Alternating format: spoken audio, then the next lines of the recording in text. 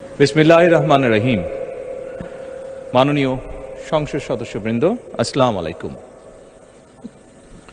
ফ্যাসিবাদের নির্মমতার শিকার অসংখ্য মানুষের কান্না আর হাজারো প্রাণের আত্মত্যাগের মধ্যে দিয়ে অবশেষে আজ থেকে পুনরায় যাত্রা শুরু হতে যাচ্ছে জনগণের ভোটে জনগণের কাছে জবাবদিহিমূলক সত্যিকার অর্থে জনপ্রতিনিধিশীল জাতীয় সংসদ।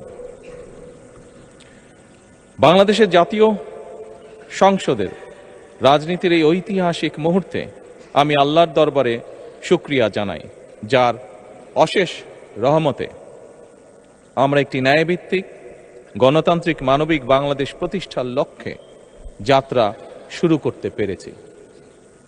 1971 সালের স্বাধীনতা যুদ্ধের থেকে শুরু করে 2024 সালের দেশ এবং জনগণের স্বাধীনতা রক্ষার যুদ্ধ সহ এই পর্যন্ত দেশে গণতন্ত্র এবং মানুষের অধিকার প্রতিষ্ঠার সংগ্রামে যারা শহীদ হয়েছেন, ত্রয়োদশ জাতীয় সংসদ শুরুর এই যাত্রা লগ্নে আমি তাদেরকে কৃতজ্ঞতার সঙ্গে স্মরণ করছি।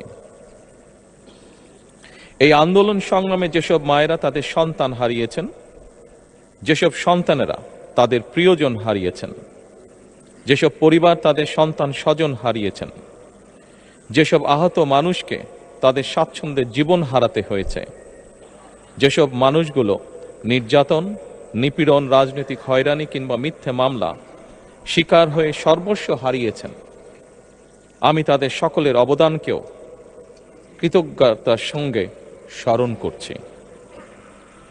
দেশের ছাত্র জনতা, কৃষক, শ্রমিক, শিক্ষক, কবি, সাহিত্যিক, সাংবাদিক, চিকিৎসক, প্রকৌশলী, আইনজীবী, কামার কুমার, জেলে তাঁতি, গাড়ি চালক, ব্যবসায়ী এবং সরকারি বেসরকারি চাকরিজীবী, গৃহিণী, সারা দেশে গণতান্ত্রিক রাজনৈতিক দলের নেতা কর্মী সমর্থক তথা সর্বস্তরের সকল শ্রেণী পেশার মানুষ যাদেরকে গুম, খুন, হত্যা, নির্যাতন, নিপীড়ন, মিথ্যা হামলা মামলা কিংবা জীবন্ত মানুষের কবরস্থান তুল্য বর্বর বন্দিশালা, আয়নাঘর, কোনো কিছু দিয়েই যাদের গণতান্ত্রিক আকাঙ্ক্ষাকে রুখে দেওয়া যায়নি,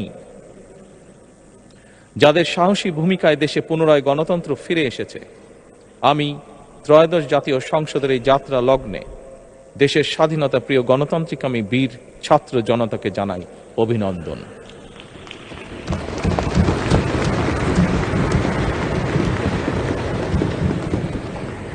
সম্মানিত সংসদ সদস্যবৃন্দ, দেশনেত্রী মরহুমা বেগম খালেদা জিয়া জনগণের অধিকার প্রতিষ্ঠায় দেশে সংসদীয় গণতন্ত্র প্রতিষ্ঠা করেছিলেন, সংসদীয় গণতন্ত্রকে প্রাতিষ্ঠানিক রূপ দিয়েছিলেন। সেই গণতন্ত্রকে প্রহসনের রূপ দিয়ে জাতীয় সংসদকে হাস্যরসের খোরাকে পরিণত করা হয়েছিল।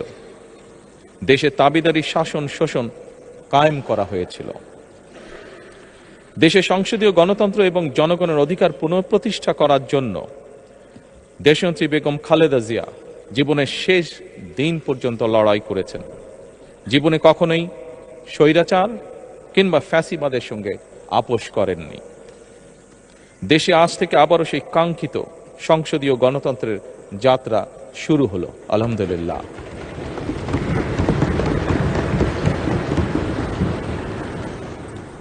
সংসদীয় রাজনীতি প্রতিষ্ঠাতা খালেদা জিয়া দেশ এবং জনগণের সাফল্যে এই শুভ মুহূর্তটি দেখে যেতে পারেননি। আজ তাই এই জাতীয় সংসদে দাঁড়িয়ে আমরা দেশ এবং জনগণের স্বার্থে আপসীর নেতৃত্ব, ব্যক্তিত্ব, স্মরণীয়, বরণীয়, অনুকরণীয় রাজনীতিবিদ মরহুমা খালেদা জিয়াকে গভীর শ্রদ্ধার সঙ্গে স্মরণ করছি।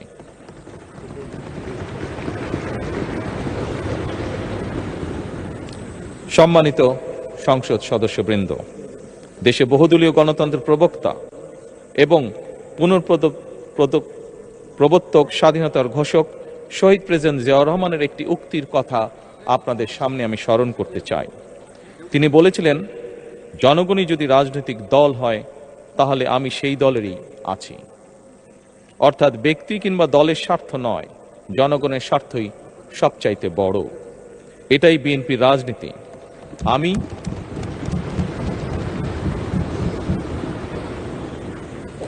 আমি প্রথমবারের মতন বাংলাদেশ জাতীয়তাবাদী দল বিএনপি থেকে জাতীয় সংসদ সদস্য নির্বাচিত হয়েছে। জাতীয় সংসদের সংসদীয় দলের নেতা নির্বাচিত হয়েছে। জাতীয় সংসদে দলের প্রতিনিধিত্ব করলেও প্রধানমন্ত্রী হিসাবে আমি এই জাতীয় সংসদে দেশের প্রতিনিধিত্ব করছি। দল, মত, ধর্ম, বর্ণ নির্বিশেষে দেশের জনগণের প্রতিনিধিত্ব করছি। আমার রাজনীতি দেশ এবং জনগণের স্বার্থ রক্ষা করার রাজনীতি। বিএনপির রাজনীতি জনগণের জীবন মান উন্নয়ন এবং স্বনির্ভর বাংলাদেশ গড়ার রাজনীতি। প্রতিটি পরিবারকে স্বনির্ভর করাই আমাদের রাজনীতির লক্ষ্য।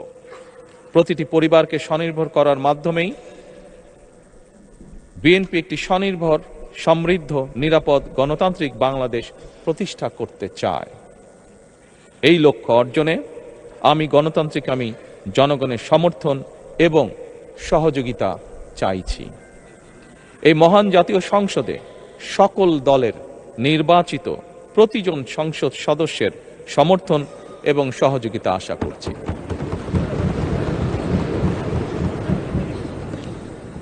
সম্মানিত সংসদ সদস্যবৃন্দ, আমি বিশ্বাস করি আমাদের দল কিংবা মত কিংবা কর্মসূচি ভিন্ন হতে পারে, কিন্তু তাবেদার মুক্ত, ফ্যাসিবাদ মুক্ত একটি স্বাধীন, সার্বভৌম, নিরাপদ, স্বনির্ভর বাংলাদেশ প্রতিষ্ঠায় আমাদের মধ্যে কোনো বিরোধ থাকতে পারে না, বিরোধ নেই।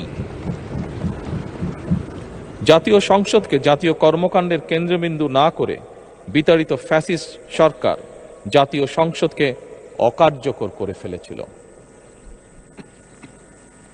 আমরা এই মহান জাতীয় সংসদকে সকল যুক্তি, তর্ক আর জাতীয় সমস্যা সমাধানের কেন্দ্রবিন্দুতে পরিণত করতে চাই। সম্মানিত সদস্যবৃন্দ, নতুন সংসদ যাত্রা শুরু করার সময় সংসদের সাবেক স্পিকার কিংবা ডেপুটি স্পিকার উপস্থিত থাকার কথা ছিল, কিন্তু পতিত, পরাজিত, বিতাড়িত ফ্যাসিস্ট সরকারের জনবিরোধী এবং গণবিরোধী কর্মকাণ্ডের ফলে যে জনরোষ তৈরি হয়েছিল তাতে এই মহান সংসদের সাবেক স্পিকার বা ডেপুটি স্পিকারকে খুঁজে পাওয়া যায়নি। তাদের কেউ কারাগারে, কেউ নিখোঁজ কিংবা কেউ পলাতক। দীর্ঘ ১.৫ দশকের ফ্যাসিবাদী এবং তাবেদারি শাসন শোষণের পর জনগণের ভোটে নির্বাচিত প্রতিনিধিদের নিয়ে আজ আমাদের এক বিশেষ পরিস্থিতিতে জাতীয় সংসদের কার্যক্রম শুরু হতে যাচ্ছে। এমন পরিস্থিতিতে আমরা সংবিধান এবং সংসদের কার্যপ্রণালী বিধির বিধান অনুসরণ পূর্বক ত্রয়োদশ জাতীয় সংসদে সভাপতিত্ব করার জন্য আজ আমি প্রবীণ রাজনীতিবিদ এবং 5 বারের মতন নির্বাচিত জাতীয় সংসদ সদস্য জনাব ডক্টর খন্দকার মোশাররফ হোসেনের নাম প্রস্তাব করছি।